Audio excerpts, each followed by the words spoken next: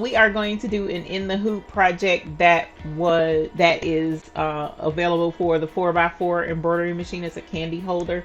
So that's what we're going to work on tonight. This is what we're looking to work with tonight, is an apple candy holder.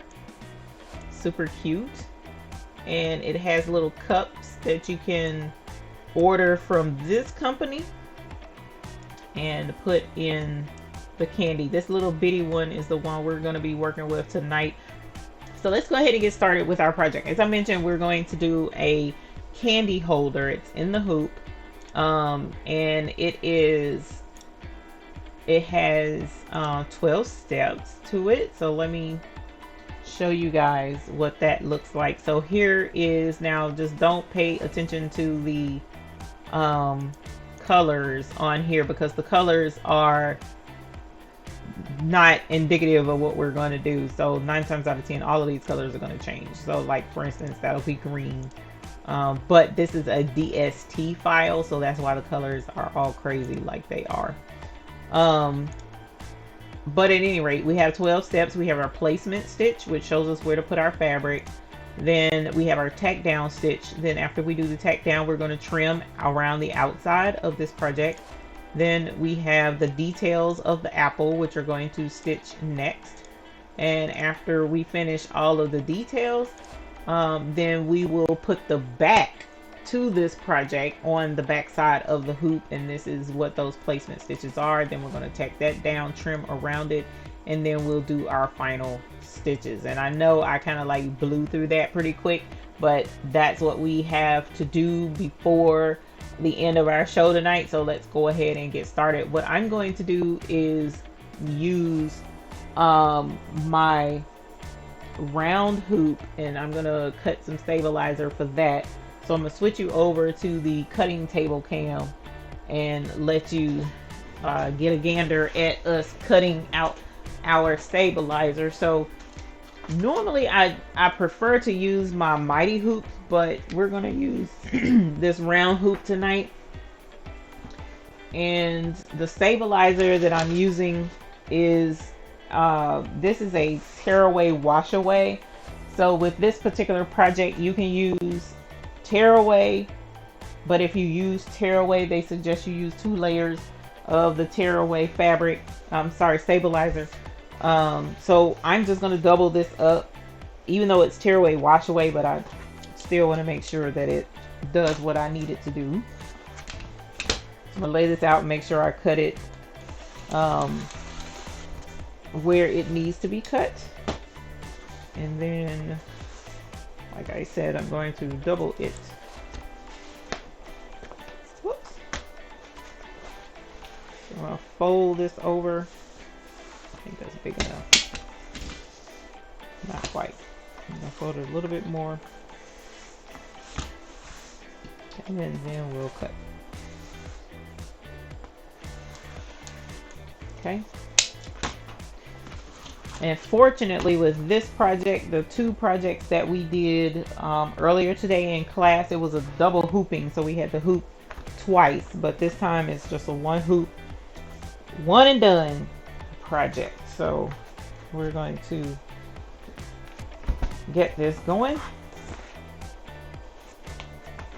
And as I mentioned, this is going to be done on the red line. So we're using a round hoop for this particular project.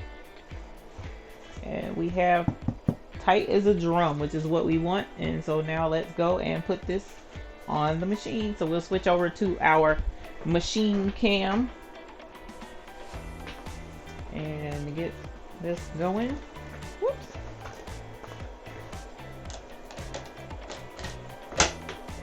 The first thing with most in the hoop projects is it's going to do a placement stitch to show us where we're going to put our fabric. So I'm going to tell it to go ahead and start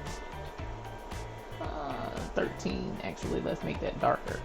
So we're going to go to 10. No, 10 is too dark. I'm going to go to 2, 3, 4, 5, 6, 7.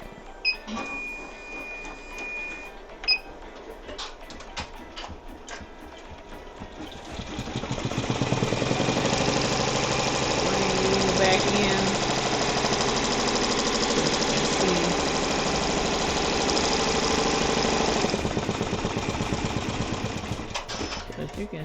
what we're working with.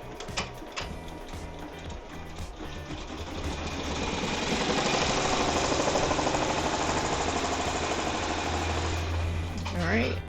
So with this particular design, also we need to use batting, like quilters batting to go in between a quilt. And here's some red fabric that we're going to use.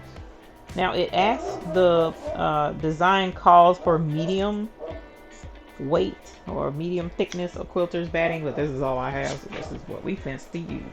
So with this, we're going to put the batting down first.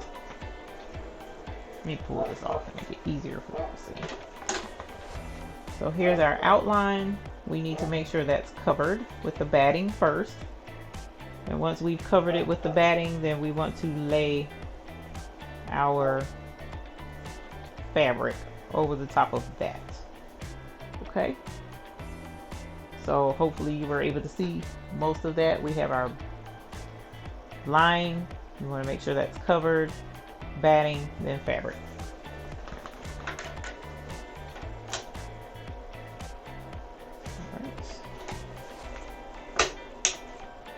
And now I'm going to do our tack down stitch.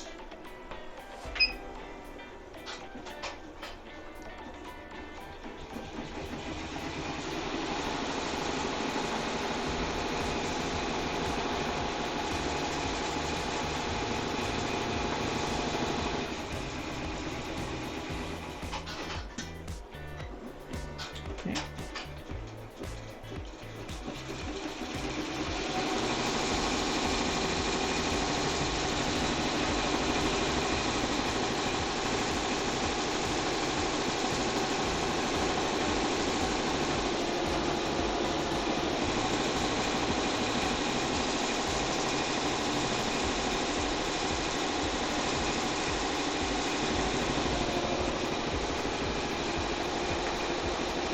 Long LAN cable from computer to machine, then try not to trip over it. Oh, and software. I have a software that does Wi-Fi, not the best. Marge, I appreciate that. I'll have to check that out.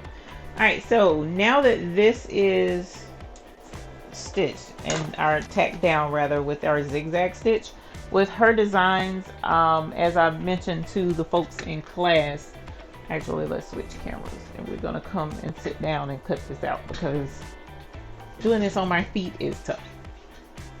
So here is our apple. Now for her designs, a lot of her designs, the satin stitch doesn't come out much further at all than the edge of the zigzag stitch, which is kind of a bummer because most of us can't get that close to the edge of a applique or, you know, the tack down stitch.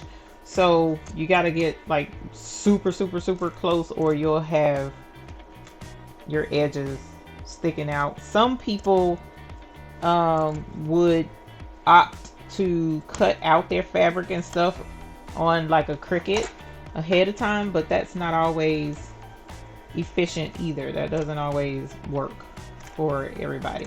So you know, it would be helpful if we could be able to cut away from the edge of the design. Now I've cut the outside, so the exterior both cut through both the batting and the fabric. Don't cut through your stabilizer. So now we need to cut this circle out of the middle as well. So with most applique scissors, you should be able to pierce the fabric, especially if this is just cotton, but these are a little thicker than my normal applique scissors.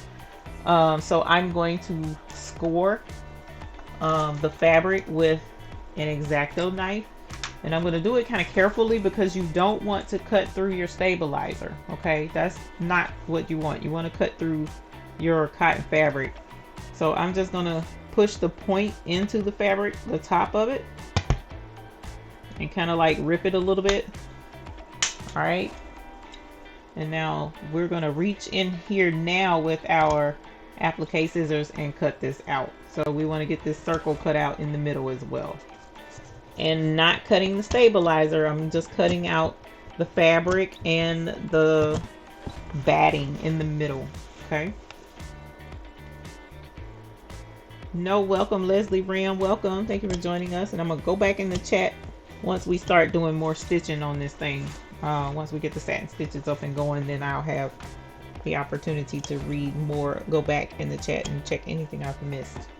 All right, so here is our 4x4. Now it's not cut perfect all the way up against those stitches, so I'm gonna have some of my fabric peeking out behind that satin stitch. But here's a little medicine cup, and look, like I said, I kind of figured that would kind of fit, and we still haven't done the satin stitch, so it should fit in a little bit tighter than that. So maybe one of these could work for you, the little medicine cups, but as you know, a last resort until the cups that you may order from her come in, you might could use that. So now that we have this cut out, we're going to put it back on the machine, and then we are going to do the details of the design. So let's put us back on the embroidery machine cam and get this puppy started. So I'm pretty sure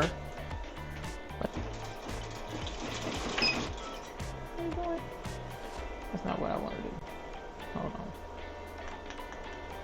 Actually, we're gonna let it go. I don't know what it's doing right now. Oh yeah, it is. It's doing the right thing. I'm like, wait a minute. Okay, sorry about that. Brain fart.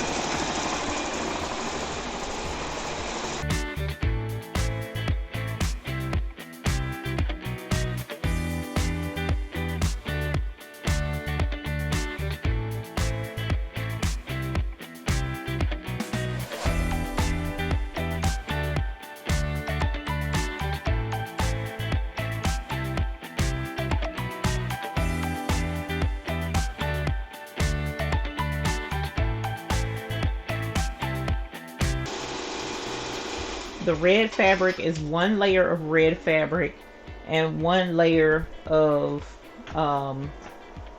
batting up under that.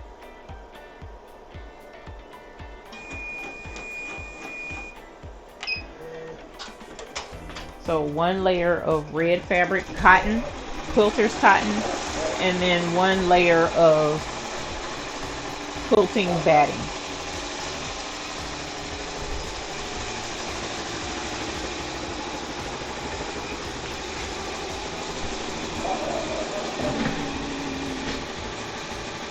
Whenever you hold down the foot, do not lock it, as some machines will allow hold it down like Eve did, just in case it's too large a design, you won't crash your hoop. Yes, that's true, because it will break that leg.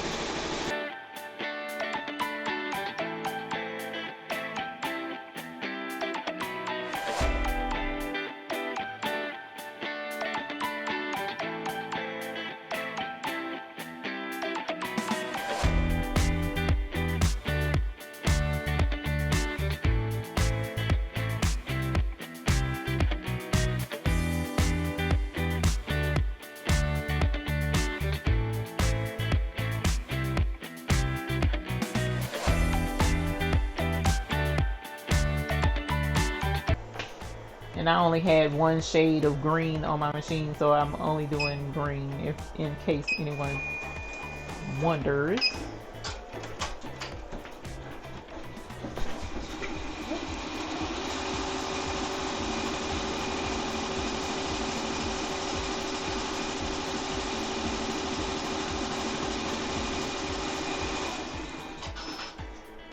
All right, so our next step is the satin stitch that goes around the middle, and I'm going to do that in 7.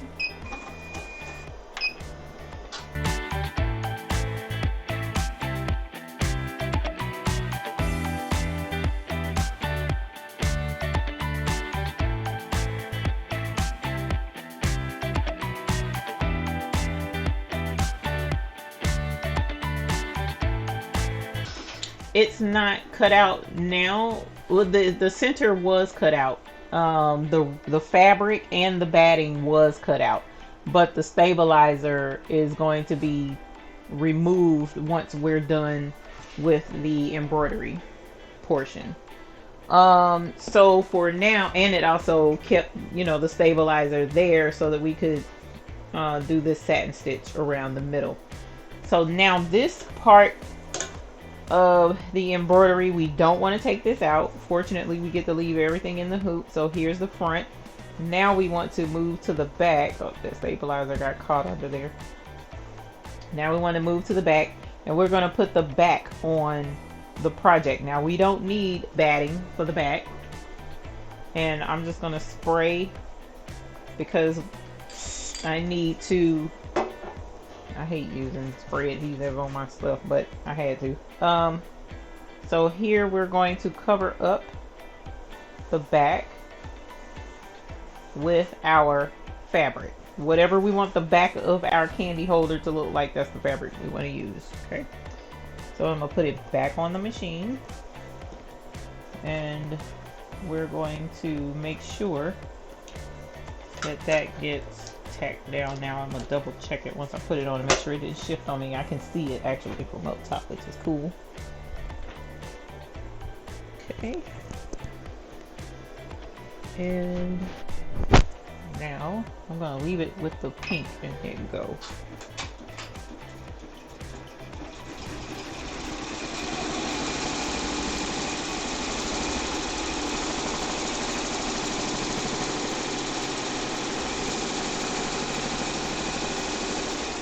Pretty sure with this, that was just the placement stitch, which I didn't need it because I just used the apple itself. And so now it should do the zigzag to tack the fabric down underneath.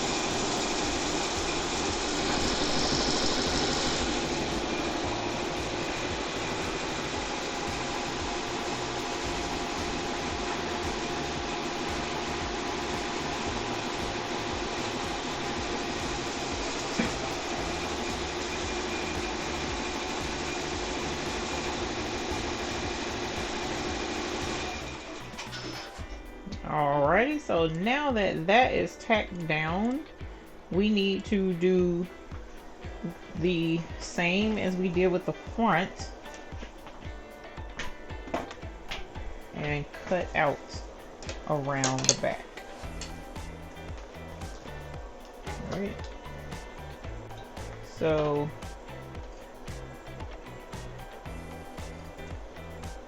I'm just going to cut it right here while we're standing here.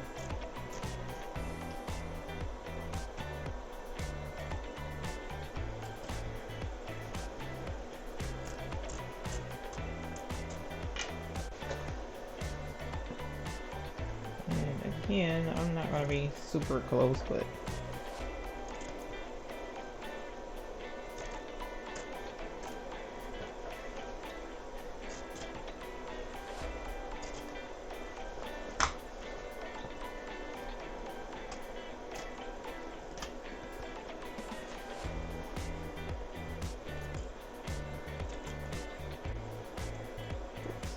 pulled a little too hard and it pulled almost off with the stabilizer. Okay, so here is the back all cut out. So now we want to do our finishing stitches. So now the only thing left is to stitch all around the apple, and that will finish our project. Well, mostly finish our project.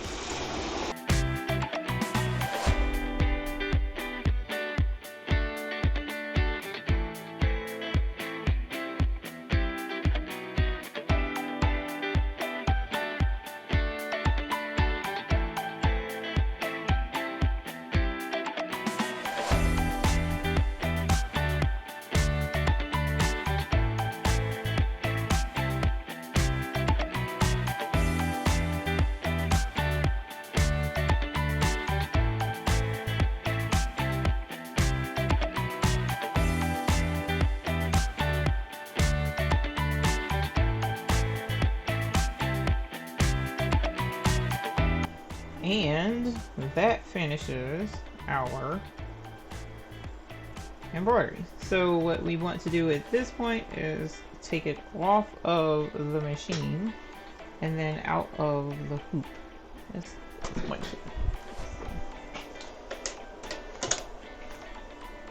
da da. So let's swap you over to our regular camera. And then pop this out of the hoop. So now here's the back. Here's the front. It's a little fuzzy, so I'm gonna clean it up a little bit. And we'll now tear the middle out. Okay, like so. And you know what? It just hit me. I don't have any candy. I don't have any candy to put in this candy cup. And I need to have candy. Let's see. I'm gonna pretend like I got candy. Let's see if this works. Oh my gosh. We're gonna make mine a button apple. Apple that holds buttons. And then I just threw buttons everywhere. But anyways, so we're gonna put some buttons in this cup to go with the buttons that I'm gonna have to clean up later. And then you just put this on over the top of it and you give it to whomever with the candy on the inside. And we'll pretend like that's what's the name of that candy? This sweethearts. We'll pretend like those are sweethearts. And there's our candy holder. Yes. Well, button holder. Yay. So now this cup, of course, is not going to work. It's not snug enough.